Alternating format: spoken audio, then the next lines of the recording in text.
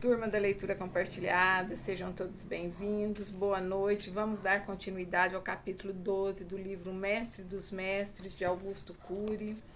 Capítulo 12, com o tema de hoje, o beijo de Judas Iscariotes e a amabilidade com que Cristo trata seu traidor. Antes de Cristo ser julgado, várias tentativas tinham sido feitas para prendê-lo, todas sem sucesso. Numa delas, os sacerdotes e os fariseus ficaram indignados com os soldados que voltaram de mãos vazias. Dessa vez, a frustrada tentativa não se deu ao medo da reação da multidão, que não aceitaria a prisão de Cristo, mas aos soldados, que ficaram atônitos com as suas palavras. Eles disseram aos sacerdotes que, aspas, nunca alguém falou como esse homem. João 7, 45, 49.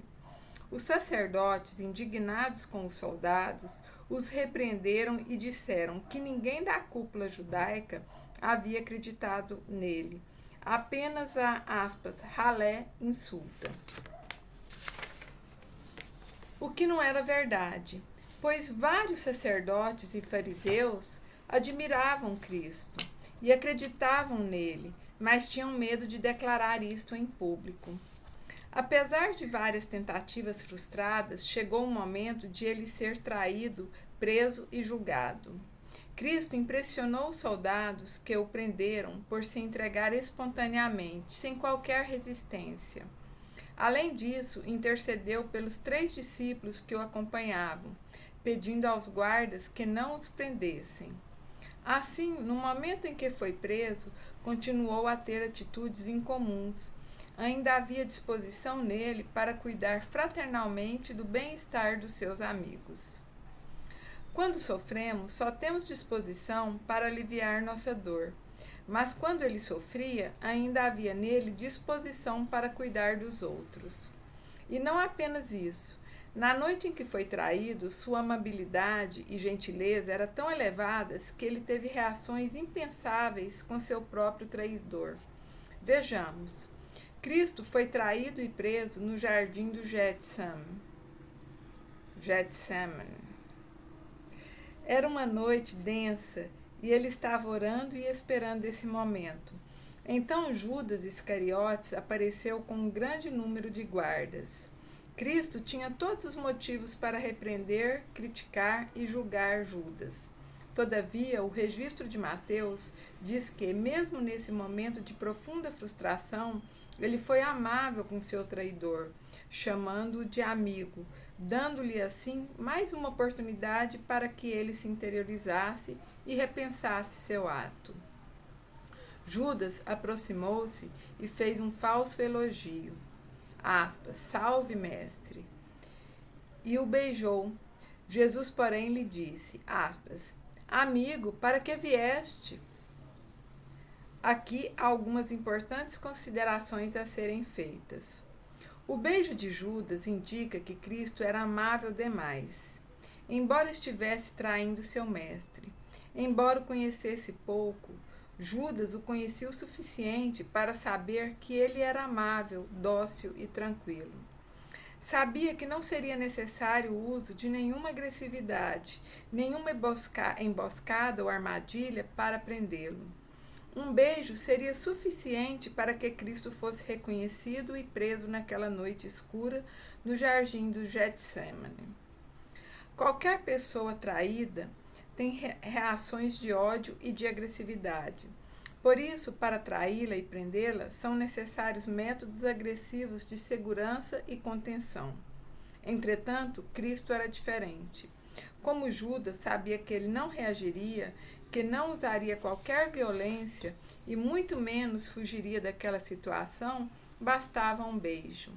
Em toda a história da humanidade, nunca alguém, por ser tão amável, foi traído de maneira tão suave. Cristo sabia que Judas o trairia e o estava aguardando. Quando Judas chegou, Cristo, por incrível que pareça, não o criticou nem se irritou com ele. Teve uma reação totalmente diferente do nosso padrão de inteligência. O normal seria ofender o agressor com palavras e gestos, ou emudecer diante do medo de ser preso. Porém, Cristo não reagiu dessa forma. Teve a coragem e o desprendimento de chamar seu traidor de amigo e a gentileza de levá-lo a se interiorizar e a repensar sua atitude. Perdemos com facilidade a paciência com as pessoas, mesmo com aquelas que mais amamos.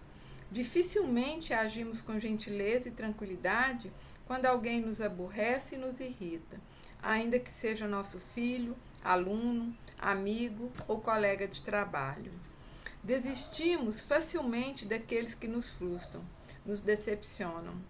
Judas desistiu de Cristo, mas Cristo não desistiu de Judas.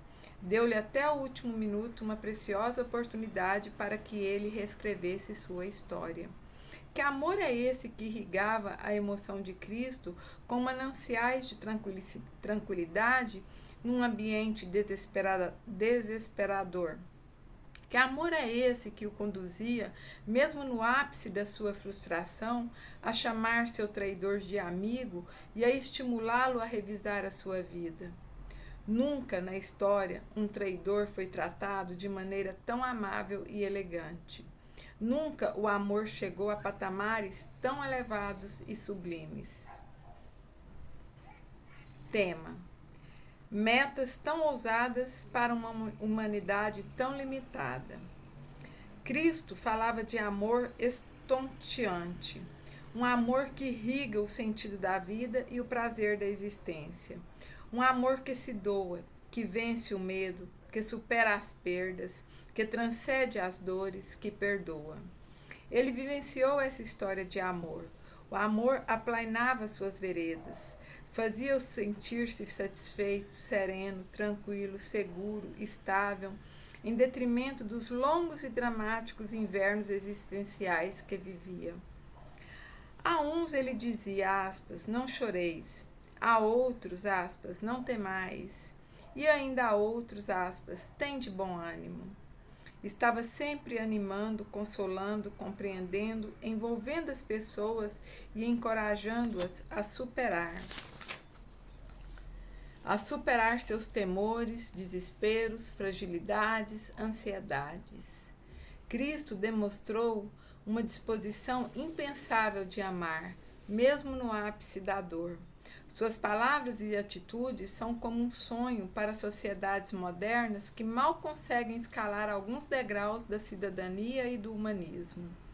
Se transportarmos o pensamento de Cristo para a atualidade, podemos inferir que ele queira construir na espécie humana uma esfera tão rica efetivamente que o ser humano deixaria de ser um mero nome, uma, aspas, conta bancária, aspas, título acadêmico, aspas, número de identidade, e passaria a ser uma pessoa insubstituível, singular e verdadeiramente amada.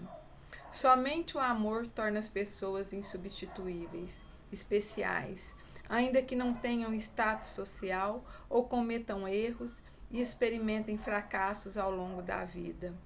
Qualquer mestre deseja que seus discípulos se tornem sábios, tolerantes, criativos e inteligentes. A bela academia de Platão tinha no máximo essas exigências. As teorias educacionais e psicopedagógicas de hoje têm uma exigência menor ainda, pois não incluem a conquista da tolerância e da sabedoria na sua pauta. Nem o inteligente Piaget colocou tais metas em sua pauta intelectual. Contudo, Cristo foi muito mais longe do que a Academia de Platão e as metas educacionais da modernidade. Os que seguiam o mestre dos mestres tinham que aprender a não apenas destilar sabedoria nos invernos da vida, percorrer as avenidas da tolerância e expandir a arte de pensar, mas também aprender a mais nobre de todas as artes, a arte de amar. Ninguém teve metas tão elevadas para uma humanidade tão limitada. Assim é. Amai ao próximo como a ti mesmo. Gratidão, boa noite, boa reflexão.